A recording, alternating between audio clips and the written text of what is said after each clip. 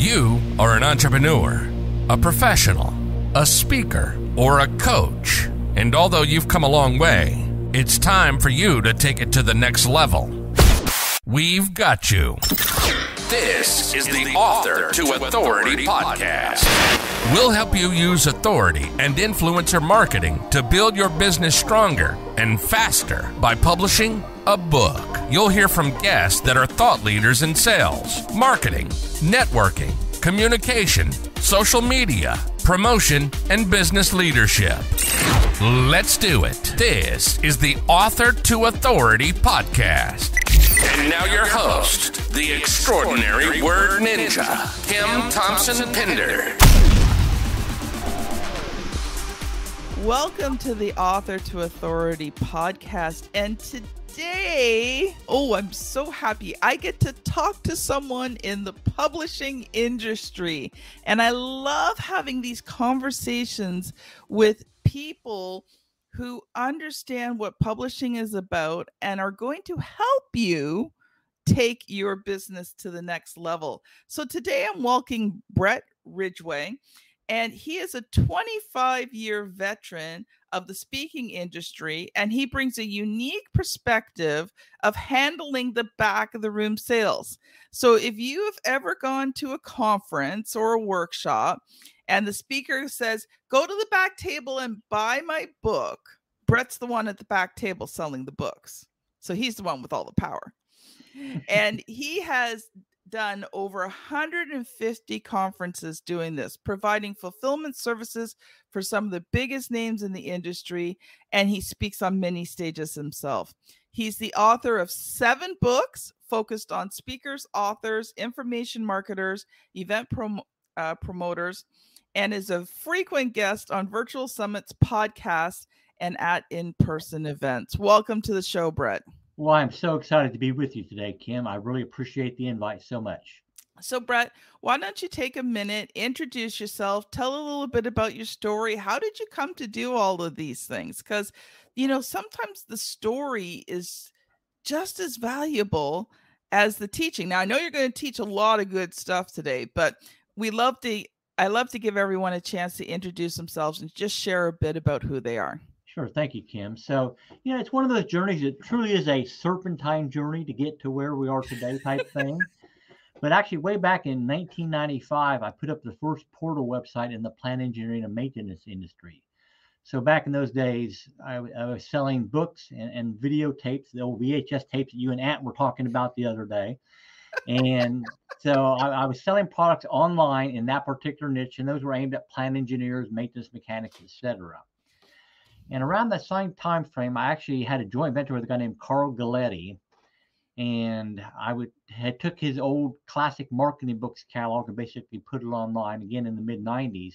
And then Carl decided to do his first internet marketing super conference back in 1999 in Las Vegas.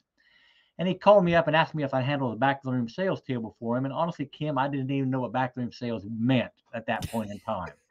But I hadn't been to Las Vegas before, so it sounded good to me, and I went out and did that for Carl. And that kind of led to a sideline business where we would provide the crew and, in many cases, more importantly, the merchant account that could handle a large sum of money in a short period of time across multiple speakers.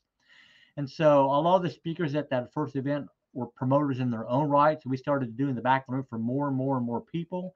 And early on in the game, back in the early 2000s, I got to know a lot of the biggest names in the industry, firsthand, their personal friends. And so when one of them found out that I was doing product fulfillment for my own websites, he cornered me at an event in like 2002 and said, hey, will you do some fulfillment for me? Because I don't want to do that myself. It's not the greatest use of my time. No, packing and stuffing envelopes and getting books printed and materials shipped out is boring. Yep, you got to decide what your time's worth. And if you're doing $10 an hour tasks, you're probably not going to grow a very big career as a speaker or an author at all. So you got to look at how you can leverage your time best. Mm-hmm. But because I was doing that, and they found out that I was doing the fulfillment services for my own stuff. Again, they cornered me at an event and said, will you do this for me? And so I'd been thinking about it for a while because it was kind of a natural outgrowth of all the people I had gotten to know in the industry. And I kind of already had the processes in place and developed to do that type of thing. Mhm. So that's when the company Speaker Fulfillment Services was formally put together in the early 2000s. And, back in those days, Kim, it was, you remember the big box package. So you'd have a home study course with 10 DVDs and 10 CDs and 3 big Yep. manuals, and it was all about thump value. They always talked about thump value. And I mean, that obviously eventually phased out as more and more things got to be online. But because I was doing the back room at all those events, and because I was also handling product fulfillment for a bunch of authors and speakers, I kind of had a unique perspective to get to see what they did well, what they didn't do so well, some of the mistakes that they were making. And that's kind of what I've tried to share in the various books that I've written aimed at that particular niche of authors, speakers, infomarketers, etc. Mhm. And so here it is, 20 years later, Speaker Fulfillment Service is actually in the process of going through a rebranding because a lot of the clients aren't speakers anymore. And so they're going to the name of Get Ship Done as the overall brand. A couple months ago, I decided to formally depart from the company that I founded and let them do their own thing and to branch out and brand Bret Ridgway for the first time. I'd done a lot of speaking over the years, but it was always under the guise of the company and doing what I could to promote the company services and all that.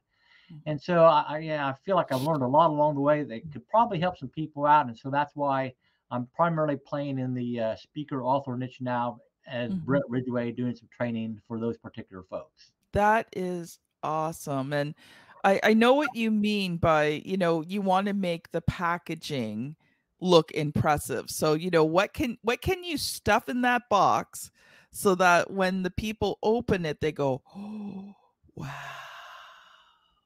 And that's something that's really missing in the industry today, honestly, Kim. I mean, Yes. a lot of speakers and authors and information marketers have gone the digital only route. And to why that has certain benefits, it also has some disadvantages. And, Mhm. it's so easy to be out of sight, out of mind if you're doing strictly digital stuff. And Yeah. so I think the smart marketers recognize the value of doing some offline touches too with their followers. I mean, I have a good colleague, a guy named Armin Morn, who's an internet marketing coach. And so most of his stuff is online because that's what he teaches. But also once a month, he sends a physical magazine to his members with articles that are valuable. And that's a reminder to them of the value of the content that he's bringing to them. So he stays front and center in their mind and just doesn't disappear behind, the computer screen. Well, I don't know about you, Bret, but I love getting stuff in the mail. Well, you don't see a lot of it these days other than some junk mail still. But yeah, in terms of content and things of value, it's very rare these days, honestly, Kim. But I think that's a way that you can stand out and be different. We talk about authority marketing and how do you make yourself stand out? And yes, it does cost you to get items and mail them. But if you're selling those services that are $1,000, $2,000, $5,000, $10,000, and you're spending $20, $30, now again, you're not sending stuff out to everyone. But if you want to make that impression, put something in the mail that they get to open. Well, I totally agree. And I think a real key to that, Kim, is you got to track the influence on the results over time with anything that you do. But if you find out once you start a physical component that instead of hanging with you as a member for 7 months, now they stay for 12 months, well, you probably came out ahead. So it's a matter of tracking the results and seeing what works best for you and what doesn't work. That is awesome. So, Bret, I know you've come prepared today to talk about the mistakes that authors make. And so I want to let you loose for a little bit to just share your thoughts on that, your practical hints, tips, advice, and then we'll talk about it a bit more. Sure. So as I was going through this morning, Kim, thinking about what I wanted to talk about, because, I wrote a book called Mistakes Authors Make, which a lot of this is pulled from. But, there's like 50 tips in here or whatever. Well, obviously, we're not going over 50 tips this morning. So it's like, all right, here's 6 or 7 things I think that are most critical that most people don't think about if they're an author. And let's start off with, if you're like me, Kim, you like to go into a bookstore and browse the books on a shelf. And a lot of people obviously like to do a little bit of reading before they go to bed. But if I pick up a book at the bookstore and I look at that first chapter of that book and it's, 25, 30 pages long, it's like, oh my God, this is too much work to even get through one chapter. I won't buy that book. Or if I'm, at home and I have a book and I pick up and the next chapter is 20 or 30 pages, it's like, maybe tomorrow or whatever. So you've got to think about it as an author. how you're going to get people to best consume your information. Now, Yes. if you think about, you're familiar with the author James Patterson, I'm sure. Mm-hmm. And James is the master of what I call the short chapter. His chapters are 2 or 3 pages long. So the next thing you know, it's like, well, I can read 3 more pages. Well, I can read 3 more pages. I can read 3 more pages. Next thing you know, you pretty much read the whole damn book because it's short, bite-sized chunks, and it keeps you moving forward. So when you're laying out your business book or your how-to book or whatever it is, think about the consumability. Think how you can divide those chapters down, keep them shorter, so that people will want to read that next chapter and keep progressing through your book. I think chapters should be no more than 5 to 7 pages at the most, honestly. And if you go beyond that, it's like, too hard. I'm not going to do it type thing. So make it easy for people to consume your information. Also, don't just put, block of text after text after text after text. What can you do in your book to break it up a little bit? Whether it's call outs, pictures, graphs, something to just give the eye a break so that, again, it's not so overwhelming.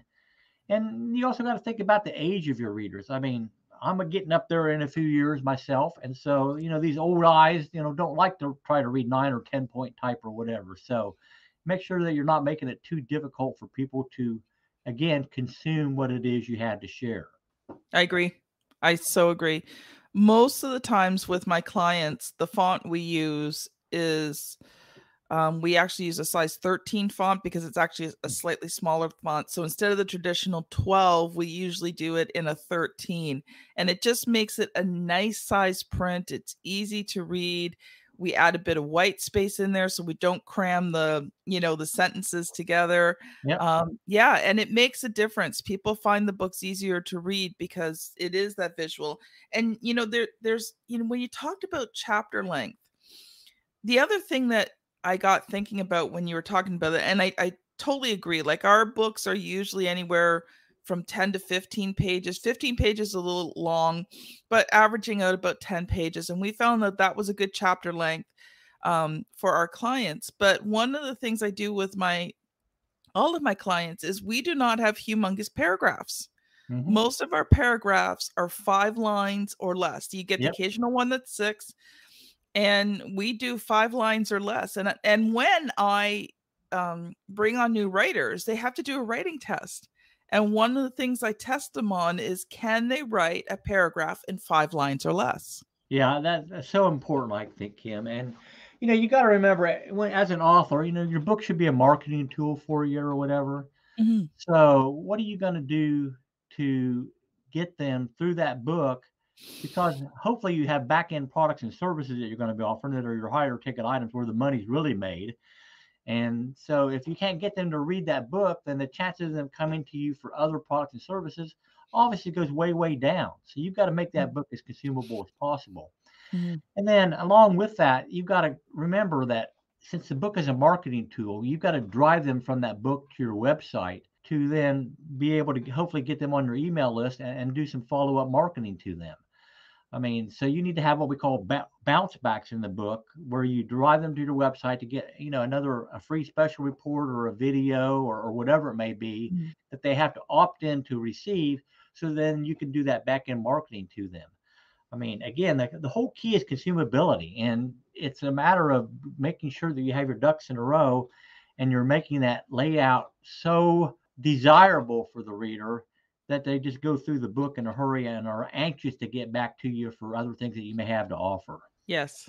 You know what? When you said that, it made me think of the fact that you do not want your book to be a dry read. It's not about, putting the facts and the figures and getting the knowledge out there. It's how you get the knowledge out there. And you said consumability. You want to think of that book sort of like, okay, now not everyone likes steak or a cup of coffee, but when you walk into a restaurant and you can smell the food and you can't wait, to get it in your mouth, that's how you kind of want to write your book. You want to write it so that when people start reading it, the senses arise and they're like, oh, I want more of this. Yeah, it's about painting a visual picture for them. It's truly about the storytelling, and the more stories you can incorporate into the lessons that you're trying to teach, the better the people will respond to them.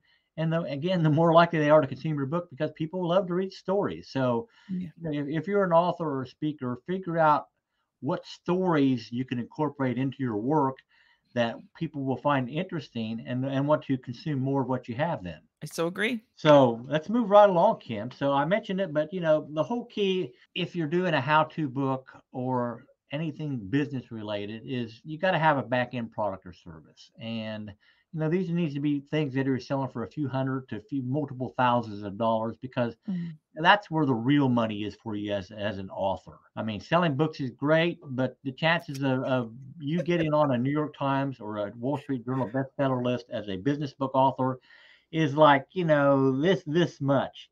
I mean, I just read a book from, I don't know if you're familiar with Joe Polish or not, Kim, but No, I haven't heard of him. he has a group called the Genius Network or whatever.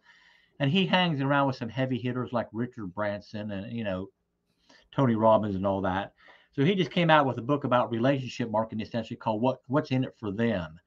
And because of the relationships that he had, he was able to get it to the Wall Street Journal bestseller list, which is very impressive. Yes. But the key to that all was relationships. I mean, Yes. The relationships that he built up over the years is where he was able to pull upon those resources and those relationships to help him achieve that status. So as an author, you've got to remember, it truly is, as much as anything, about relationships. The people in the industry, the people that are happy to help you out because you've been of help to them, so that when you do that book launch or whatever, you have people willing to promote to their social media and their list on your behalf because you're their friend. They enjoy you and they want to help you out of the goodness of their heart. Now, I mean, maybe you have an affiliate commission and all that stuff, and that's up to you. How do you want to structure that? But it truly is all about relationship marketing. I mean, the company that I founded, Speaker Fulfillment Services, that we talked about, was built entirely out of relationship marketing, word of mouth advertising. There was never any paid advertising done. It was meeting people at events and getting to know them face to face. Yes. And, having a drink or a meal with them type thing. And so I can still reach out to the same people today, and they're happy to help me out because of that relationship that's been established. So, I mean, figure out as an author how you're going to manage those relationships and what value can you bring to other people to help them out so that they'll want to reciprocate for you. And if you haven't picked it up, go out and get Joe Polish's book. It's on Amazon again, What's in It for Them. I'm sorry. And, because I think that's going to be kind of the gold standard, so to speak, on relationship marketing books, honestly. So, all right. So let's talk about Amazon a little bit, Kim. As a fulfillment company, I can tell you Amazon is one of the biggest pains in the butt to deal with that exists out there. Amen. But if you're an author, you got to be on Amazon because it's the 800-pound gorilla in the world, and it's where people are, typically going to go to look to buy a book. But I'm going to tell you, as an author, if you have any kind of platform developed whatsoever, you're at a speaking engagement or whatever it is, you are crazy to drive your traffic to Amazon to buy your book. Yes. Why? Because it's Amazon's customer, not yours. They don't pick up the phone and say, "Hey, Bret, Frankie Frisch bought your book yesterday. Here's his contact information. Have at it," in terms of follow-up marketing. Yeah, you have no idea. You have no idea who has bought your book. And that's why it's important to have those bounce backs in the book that we talked about, certainly. Yeah. But again, it's Amazon's customer and not yours. And so you also, obviously, if you're selling via Amazon versus selling it on your own website, Amazon is going to take their 45 or 55% cut of the sale. So you're going to make a lot less money per book. And you don't have the ability to include anything with your outgoing book shipments, whether you're doing your own fulfillment or outsourcing it. Yeah. I mean, if you have a bookmark or a postcard or a sales flyer or a thank you note or something you want to include with your book, it ain't happening on Amazon. I mean, it's just not going to happen. But if you're doing your own fulfillment or handling it yourself, then you have the ability to include some additional marketing materials within that book shipment that might turn them on to some other things that you have. So again, you're crazy if you drive your traffic to Amazon if you have a platform at all. Now, people will go there and look for your book, but if you have the ability to drive that traffic yourself, you should do that. I mean, maybe you can offer them author signed copies as a bonus for coming and buying it from you. Maybe you can include other bonuses or items that they can't get from Amazon if they buy the book from you. So you can get creative in how you're going to package the book, so to speak, but drive them to you. Don't drive them to Amazon. You're nuts if you do that. I so agree. All right. So let's talk about lifetime value, Kim. So, as an author, most people don't give any thought to what the true lifetime value of a reader is. And that's obviously all the things that they might buy from you over this over the course of your total history with them. And so you have a lot of authors who honestly, even though they have a high ticket backing item and they may be able to convert pretty well, they're afraid to give away books. And you got to remember the money isn't in the book. So if it costs you, $2 or $3 to, print a book, but you can get it in somebody's hands that's a good prospect for you that might buy your $2,000 or $5,000 product, give away books all day long. Yeah. We've seen a lot of these free plus shipping offers, and that's where, for $7.95, I'll send you my book for free. You just pay shipping and handling. Well, obviously, that's a self-liquidating type lead because that $7.95 is probably covering the cost of printing their book, plus their shipping cost, plus their fulfillment fee or whatever if they're using a third-party service. But they can do that all day long because they know their back-end numbers. They know what they can convert people to at what percentage. And they, again, basically can afford to give away books all day long because they know the lifetime value of the reader. And once they can get that book in somebody's hands, they know that they're worth this amount of money or this amount of money over time to them. So don't be afraid to give away books, and definitely recognize what the lifetime value of your potential reader is. One of the things that I teach in my book, Author to Authority, is, and that this is very low tech, okay, because not everyone can do the websites and the funnels and all that. But I tell my clients, send people copies of your book. But when you do, you now have the contact information. And, you can even do it old school. When I send out books to my clients, I'm working on the tech part, but when I do send out books, I usually wait a week or so, or 2 weeks if I'm shipping to the United States because I'm in Canada, and I'll give them a call.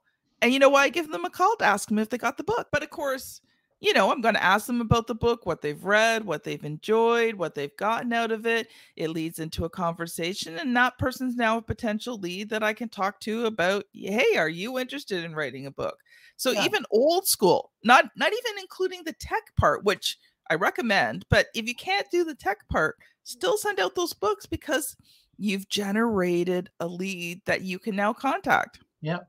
And then the key with any business success, obviously, Kim, is the follow-up. I mean, yes, relationship marketing is important, but if you don't follow up with any of those relationships, what's the point? So, you got to do that follow-up in some form or the other. So, definitely, I agree with you wholeheartedly.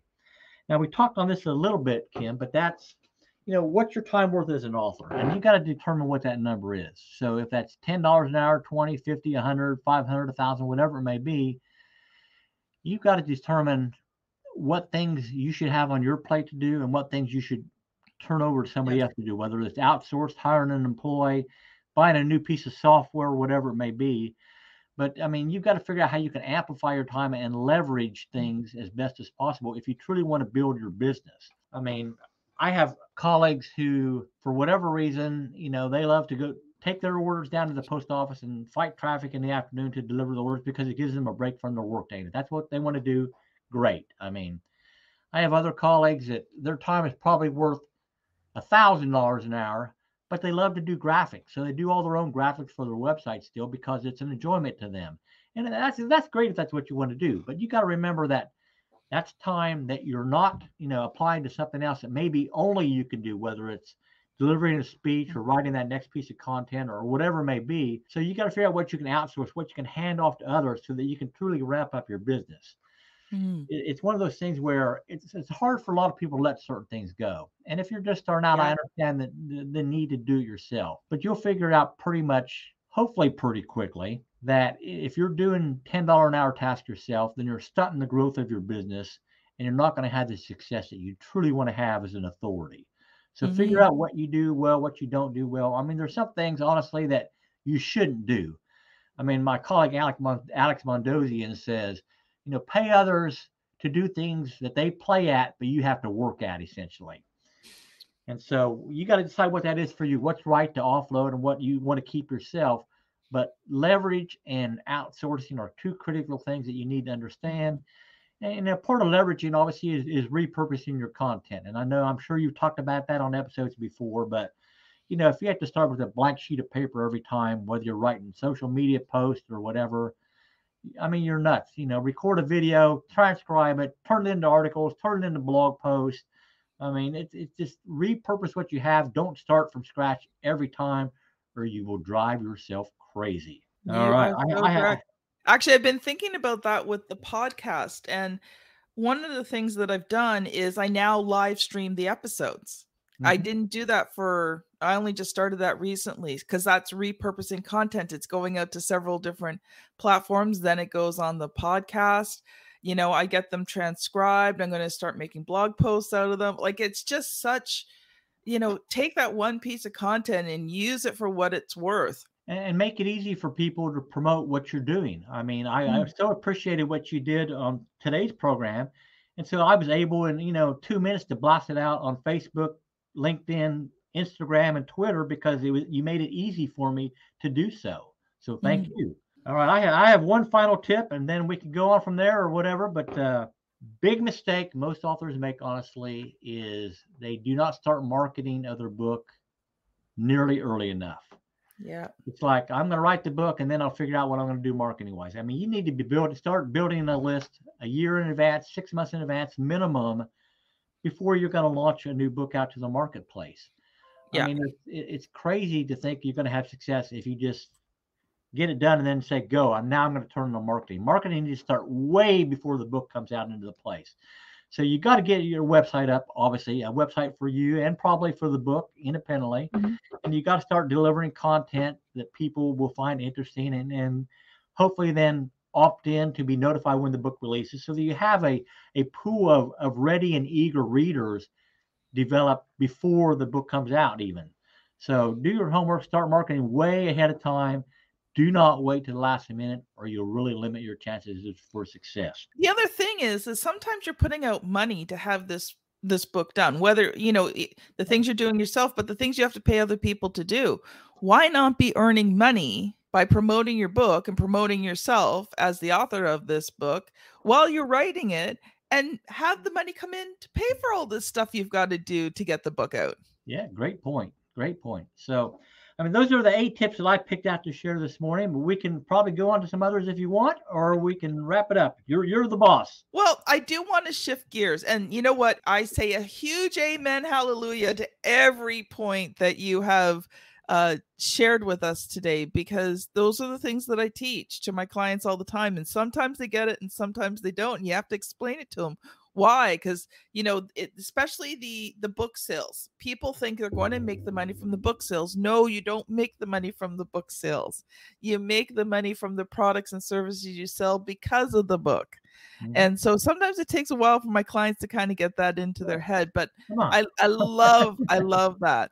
But there's one question. And if you're a regular Author to Authority listener, you know where I'm going next. Every author or potential author that comes on the show gets asked the same question. So what has been the good, the bad, and the ugly of publishing books for you? I've actually been blessed, Kim, and it's mainly been good for me because of my relationships from handling the back of the room. I got to know a publisher early in the game. And so because of the friendship that I have with that publisher, they pretty well agreed without any issue and any hard arm twisting or whatever, that they would publish whatever books that I had written. And so I've used a publisher called Morgan James throughout my career because of the personal relationship I have with David Hancock, the founder of the company. So, from the first book, which came out in 2007 about the back of the room sales tips, on up to the new book that's coming out early 2023 called How to Build a Profitable Speaking Business. Morgan James has done the publishing of all of them with the exception of one small book I wrote that I self-published called Consuming Your Content. It all emphasizes what we talked about, Kim, in terms of the importance of relationship marketing. Yes. So my publishing journey has been good. And I don't really have much ugly to talk about other than the horror stories I've heard other people talk about that they've had. Oh, well, thank you so much, Bret. If people have enjoyed this episode, how can they connect with you? And do you have any freebies to give away today? Sure. So the best way to reach me is via the website, BretRidgway.com. And that's Bret with one T and Ridgway without an E. And if you go there, and you're particularly interested in the speaker niche, I have a special report I created called 3 Key Things Entrepreneurs Must Master to Build a Profitable Speaking Business that I would encourage you to pick up. And if you are interested in any of the books, mistakes authors make, or other things I've written, you can find those at bretridgway.com/books. Information marketing mistake. So that's the good, the bad, and the ugly of that. Bret, thank you so much for being on the show. It has been such a pleasure to share this conversation with you. And if you're listening and you enjoyed today's episode, would you do me a favor? Share it out. Let people know about it. If you've got a friend who's an author, tell them about this episode. Direct them to it. It's on YouTube. It'll be on LinkedIn, Word Ninja Kim, one of the lives that we did. You can go to author2authoritypodcast.com or just direct them to the Author to Authority podcast, and because it's available on every major podcast app. So this has been Bret Ridgway and Kim Thompson-Pinder on the Author to Authority podcast. Thank you so much for listening, and we'll see you on the very next episode. Bye now. You've been listening to the Author to Authority podcast. The extraordinary word ninja, Kim Thompson-Pinder, has helped over 200 entrepreneurs, professionals, speakers, and coaches write and publish their books that have become incredible marketing tools for their business. And many of those have gone on to become Amazon best-selling authors and have used their books to land high-level clients and get on big stages. We hope you've enjoyed the show. Make sure to like, rate, and review. And we'll be back soon. But in the meantime, hit the website at www.author2authoritypodcast.com. See you next time.